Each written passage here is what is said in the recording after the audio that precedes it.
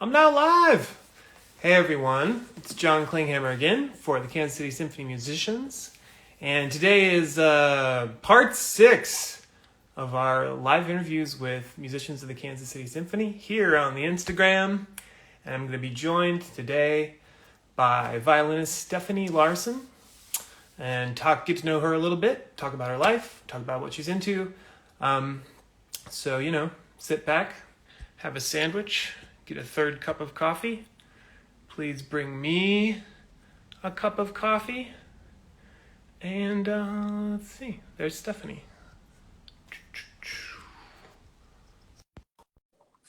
Sound effects for adding someone. If she gets on right now, it'll be the fastest join in the history. Oh my gosh. Hello.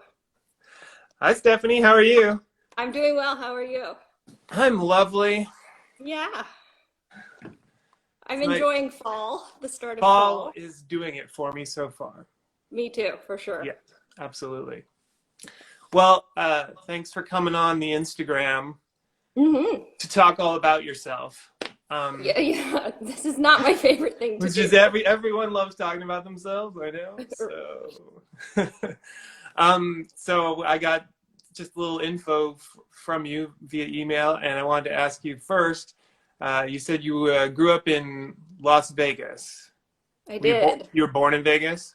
I wasn't born in Vegas, but I moved there when I was 10. So I did junior high and high school there, which feels like, those are the years you remember, kind of. So, Yeah. And my mom still lives there. Oh, okay, cool. One of my sisters, lots of my family still live there. Oh, great. So, I mean, I'm sure this is not like growing up in Vegas is not it's not quite what I want to imagine it was. Like, it's not. I think there are elements that might be what you would like, though. Really? Like, for instance, I went to a performing arts high school, like magnet school. And I would get excused from school all the time to go with my quartet and play at like a casino for a wedding. Or, yeah. So, I mean, that's all I was hoping for, really. Exactly. I mean, like, what more do you need? It was the perfect, Seems like juxtaposition. it'd be a good gigging town, really. Yeah, I think so. I mean, I was a high school kid and I had lots of gigs. Yeah, that's fantastic. Yeah. And do you find do you like really hot, dry weather because you had growing up years there, or are you not really into that? I definitely like dry weather. I am not used to humidity.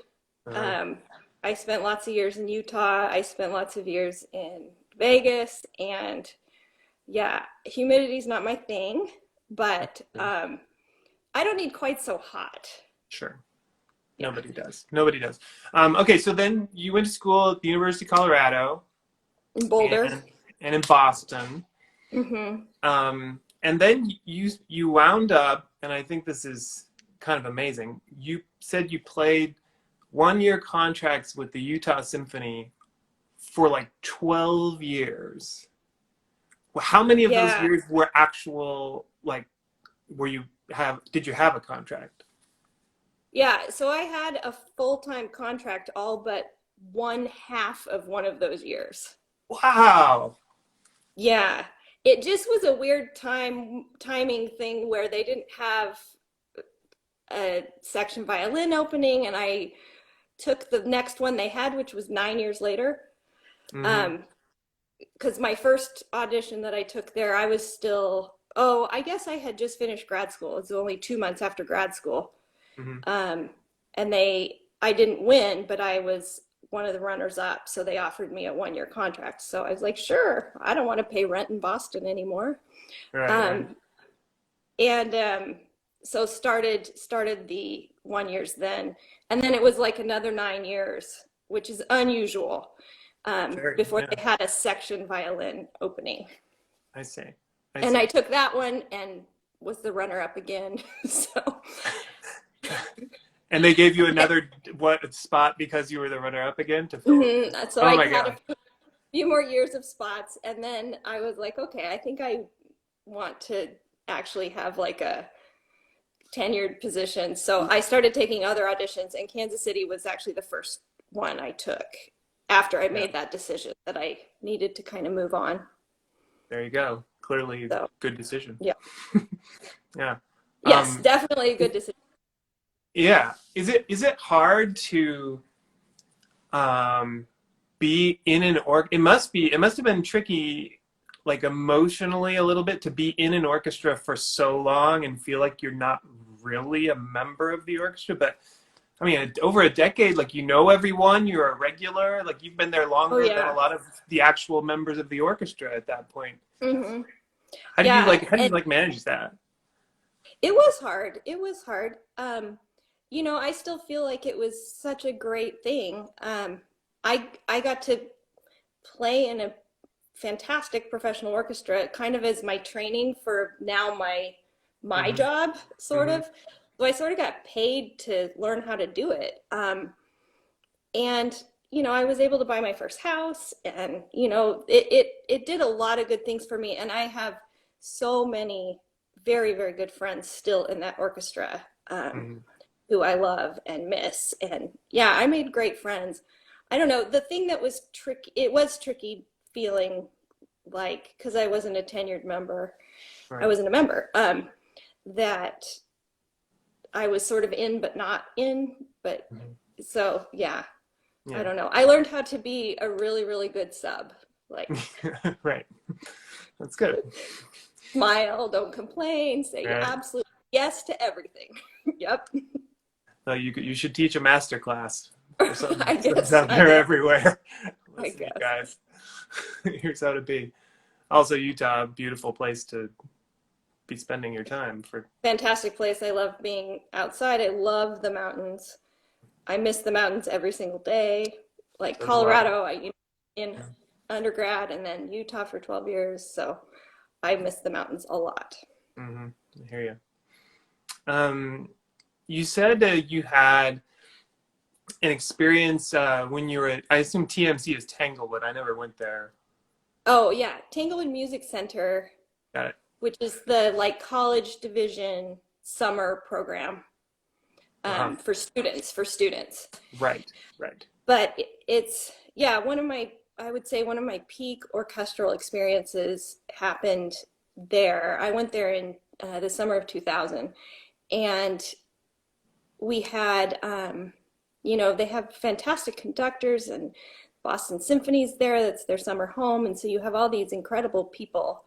Tanglewood is just a magical place. But we had James Conlon come in to conduct us, and he was only there with us. I don't know if he was like maybe going to go conduct the BSO, and that's why we had him for such a short amount of time. But we only had him for 3 days with the student orchestra, and we played Mahler 5, which is a gigantic piece to put Right. together in 2 days of rehearsals.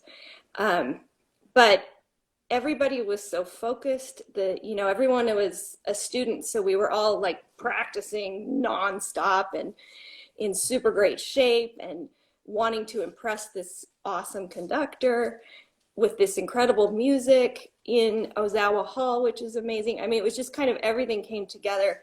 And the Yeah. orchestra, I think, sounded fantastic. I mean, Sure. I don't know.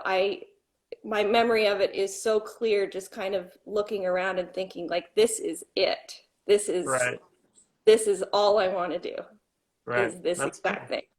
Yeah. That's cool.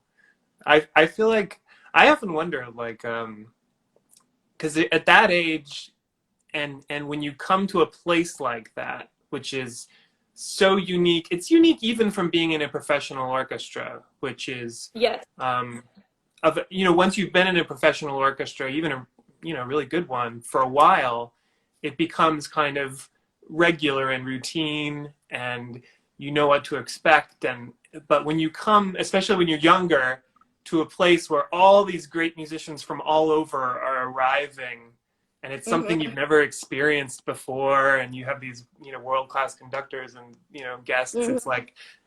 it's kind of overwhelming, right? It's like, so Mm-hmm. I feel like a lot of us have memories like that where we're like, this is the greatest thing.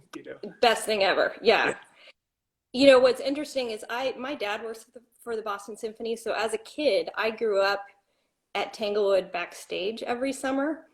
So we were just like, my sister and brothers and I were just like running around backstage, you know, trying to get stuff out of the vending machine, and like Leonard Bernstein was walking by, or like, I mean, it was nuts, you know, like John Williams, and then they had like the real Chewbacca, and you know, when he was alive. I mean, it was just like the craziest time. Wait, there's a real Chewbacca? Well, there's the real guy who played him Yeah. in the actual movies, and I don't believe he's still alive, but it's like a 7 foot tall guy, you know. And so yeah, so I grew up with all of these really, really amazing experiences of getting to sit and, you know, sit and watch concerts every single weekend, and have lessons with people in the orchestra, and, you know, and then to go on and be a student there was just, it was really, really amazing. Wow, that's something. So you really, and you started taking violin from your mom when you were 2. I did. Your dad is a professional horn player with the Utah Symphony before he went to Boston. So you're really like a It's a classical music kid. Like this is your. I was, yeah. And, you know, my mom, my mom is a violin teacher, Suzuki violin teacher. And I, you know, I used to always think starting a 2-year-old that, oh, that sounds so crazy, ha ha ha. But I have a 3-year-old son now. And so I can say with authority that it is completely nuts to start that young. And I don't know what she was thinking. I'm glad she did it, but wow, I can't imagine. Yeah. How is his bow arm doing? It is non-existent. He tries to tell me how to play the violin. So, oh, well, that's nice. That's nice. That's where we are. Did you have a point at all, since you started so young and you have this, like, you know, family background of music, did you have a point at all where you were like a rebellious teenage period where you were like, I am over the violin, I'm going to go, I don't know, do something else? I don't know about rebellious, but I definitely wasn't sure that I wanted to be a professional musician by any stretch. I didn't like practicing, especially when I was a teenager. I mean, who does at that age? I don't know. I'm sure there are people who do. I don't know them. We don't like those people. We don't need to. Right. Forget those people. No, just kidding. Yeah. But yeah, I am kind of naturally a very competitive person. And so I always liked trying to be better and trying to be first chair, and stuff like that was very motivating to me, and doing competitions and stuff like that, which maybe, I mean, it worked for me. I don't know that it was the best kind of motivation, but oh well. Sure. But here you are. So yeah, I didn't really ever rebel. I did get to the end of undergrad and think about going to law school, because I wasn't sure that I wanted to practice as much as it was going to continue to take. Right. So I don't know. I didn't ever really not want violin in my life. I've always just felt like it's an extension of my body almost. Sure. No, yeah, that's cool. All right, let me see here. I've got a couple questions for you. The first one is from Catherine, who wants to know so we should preface this by saying you're into knitting, correct? Oh, yes, I am. And so Catherine wants to know, what's the coolest thing that you've ever knitted? Oh, I make a lot of sweaters for myself. I made my sons, I have a 3-year-old and a 6-year-old, and so they are still willing to wear things that I knit. And I made them matching sweaters last winter, from yarn that my dad brought me from Iceland. I mean, that was so cool. Yeah, I mean, so I think that's the coolest thing, was their little matching sweaters. I'm sure they appreciated particularly that the yarn was from Iceland, right? Your boys. Yeah, right. They actually do think it's cool to wear something that I made right now. Good, I know that my days are numbered, and it's going to end very soon, I'm sure. You see this. Benihana Oh, Chef says she knitted me a two-piece hat based off where the wild things are. that's That's my pretty cousin. good. Yeah, his favorite book, so I made him a hat. Yeah. That's pretty good. I would take that. All right. So do you have some yarn, something available there that you can show I us? Like, I do. I always have yarn ready and available. So this is my latest sweater. I just started this last week. okay, So it's kind of hard to show. it is. This Yeah, is tricky. this is two color knitting called brioche. So it's a little different, but this is the neck. This will be the neck. And Got it. so I'm knitting from the top down. Gotcha. But with this one, when you have two different colors of yarn, I can't believe that I'm doing this, but Knitting masterclass followed by. knitting, I don't know about knitting masterclass. Yeah. Knitting is so easy. It is so, so easy, and anybody could do it. I have taught several people how to do it. It's really great because I don't know, I have to have my hands doing something at all Uh-huh, times. uh-huh. And so it makes it so that I can, I don't know, just kind of relax and chill and still be doing something with my hands. I would think it's very meditative if It is you're. meditative, and it's definitely meditative for me. Yeah. Yes. That's cool. Margaret Halloran is loving this part of the live broadcast. Oh, that's one of my knitting students. She's my best friend too. Uh-huh. But she There you go. she was one of my one of the people I taught how to knit. I wasn't sure which one of you like came first, but you are the okay. You are the I instructor. taught her knitting, and she's better at sewing than I am, so she helped me with my sewing, and I helped her learn how to knit. Very excellent. Cool. All right.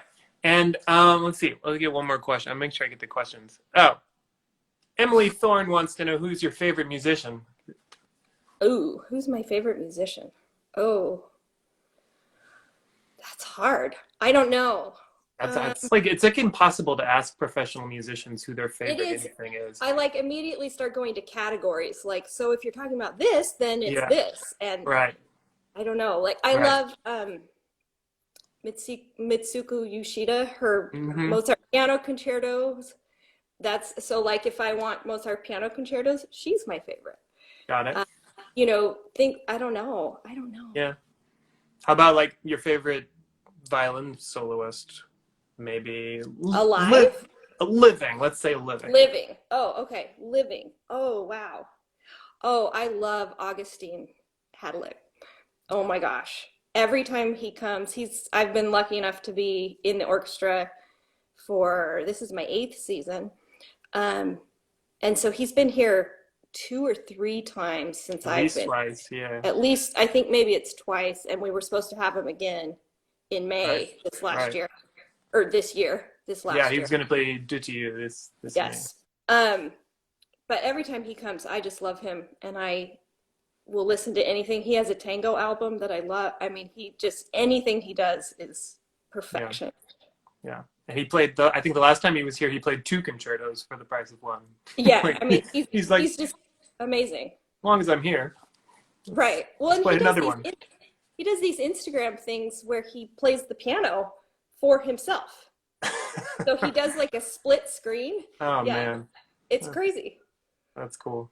Yeah, I'm a big fan of his as well. Maria never stops talking about him. My wife, Maria, Yeah. loves Augustin Hadley. Okay. You said you've moved into this house a year ago and you have taken up building things. Yes, I want to balance because we did this whole knitting sewing conversation. I just want to make sure everyone out there knows. Right. Yeah. So I wanted to have, like I had ideas about how I wanted my house to look, and so I decided to just start figuring it out and doing it. And I got a table saw for my birthday this year from my dad. Wow. I got a miter saw for myself when I moved into the house. So I made kind of like a mudroom wall thing first, and then my latest project, which is just in the very finishing stages, but I'm so slow. I'm the world's slowest carpenter, builder person in the world. So, but it's almost done, thanks to pandemic. But is this wall of, let me see if I can turn this. Oh, like wow. Look at that. That used to be a blank wall. So I have just a few little details left to do on it. Oh, and the whole reason I built this was because I wanted a place for my violin to live.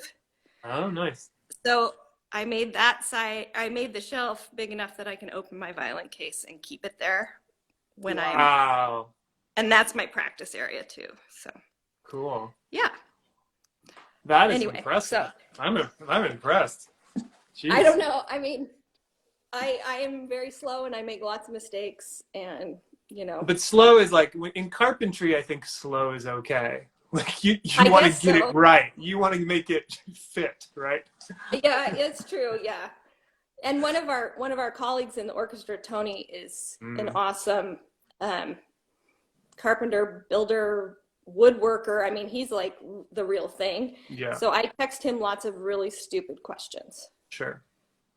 And, that's amazing. and I helped Tony put a wall up on his garage one day. He needed he had to build the wall and then lift it up and put it in. Right. Yeah. And he kept saying things about like balancing it and getting it true and all this. And it was looking, I was like, I don't know, it looks good to me, man. Like if I was building that garage, it would be crooked. The wind yesterday the wind might have done it in yesterday. yeah, exactly. Well, that's really impressive. All right, let me see. I think I got another. There's a question about your favorite childhood musical memory. We kind of went over a musical memory from when you were a young adult. Young adult, yeah. Childhood musical memory.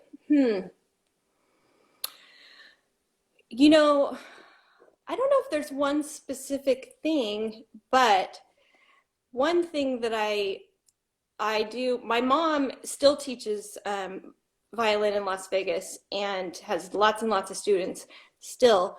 And she and I have spoken at a few of these little like Suzuki conferences about getting kids to practice. And basically, the point in me being there is just to say that, like, I don't remember her making me practice. It was not nearly as traumatic as she thought it was at the time, making me practice. So I don't know that I have one specific childhood memory, but I just, I'm so glad she made me practice. I'm sure it wasn't easy. Sure. I'm certain it wasn't easy, but I don't know. I was not, if you feel like you're forcing your kids to do something and traumatizing them, you're not. It's fine. Right. So I don't know. That's not really a memory, but no, it's good though. I took piano lessons for 2 years when I was 7, and I absolutely hated it. But I do it was really valuable later. I don't regret that at all. I wouldn't blame anyone. I'm so glad that she did that for me. Yeah. All right. You have a group for the orchestra. The Kansas City Symphony is sending chamber groups all over town right now, giving free performances for the community.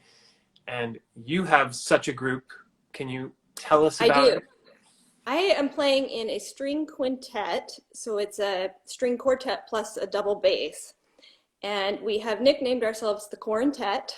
Which I gotta say, I can't believe it's good, you right? came up with that. I didn't think of that. That's amazing. It's really well good. Yeah, it's really good. Thank you. And we have a performance this Friday at 7 p.m. at the YMCA in Prairie Village, which I believe is like 79th and Mission Road. Okay.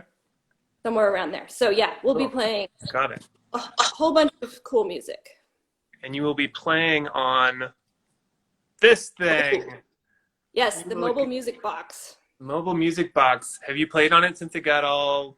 I keep wanting to say painted, but it isn't paint. It's wrapped with something. Wrapped. Yes, the quartet played this past Saturday night in Smithville. Yeah, it's awesome. I think it looks great. I love it. It does look really great, and it's a great spot. I like the thing on the back. This I isn't a do too. trailer. It's a vibrant box filled with musicians turning Kansas City into Symphony City, one neighborhood at a time. That's great. It's so good. Awesome. All right, so everyone, if you're free Friday night, go check out the Quartet at the YMCA in Prairie Village. All right, Stephanie, I have a quiz for you. Awesome. Are you ready? I love quizzes. I'm so bad at making them, so I apologize ahead of time. So you mentioned you have you mentioned to me that your oldest son is doing at-home kindergarten right now, which you are participating in as a teacher of some kind. Well, I would not call myself a teacher, but cajoler. Hey, whatever. Yeah. Whatever. You know. Yeah. Yeah. Oops. I'm messing up my there we go. So yes, all right, well, I'm doing kindergarten. So in the spirit of being an unusual teacher, unusual circumstance, this quiz is called Back to School.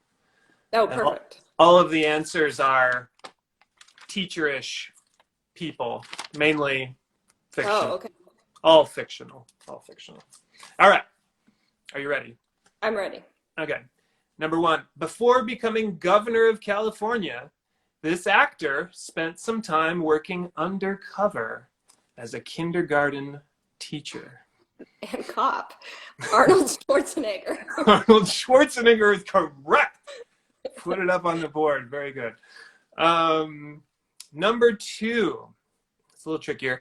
These are all movie questions. This actor portrays fake substitute teacher Dewey Finn and forms a band of fifth graders to attempt to win the upcoming Battle of the Bands to pay off his rent. Is it Jack Black? It is Jack Black. Yes. Nice. Very good. That was tricky. From the movie School of Rock. Yeah. Which has the greatest line ever. He like points at one of the kids to like take the like vocal solo in the middle of class, and the kid goes, "You're tacky and I hate you." I love it. Which I love. It's my favorite. All right, number three. This Scottish half-blood witch taught transfiguration at Hogwarts School of Witchcraft and Wizardry. Well, I know it's Harry Potter, obviously. Is it Professor McGonagall? It is Professor McGonagall. That is correct. Minerva, if you want to, address her by her first name, Minerva McGonagall, played by the excellent Maggie Smith. Yeah. 3 for 3. This is going very well, Stephanie. I think you're going to be on my voicemail soon. That's right.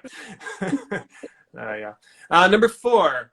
This fourth grade teacher at Springfield Elementary learned via Bart Simpson, and there's a little clue in the question here.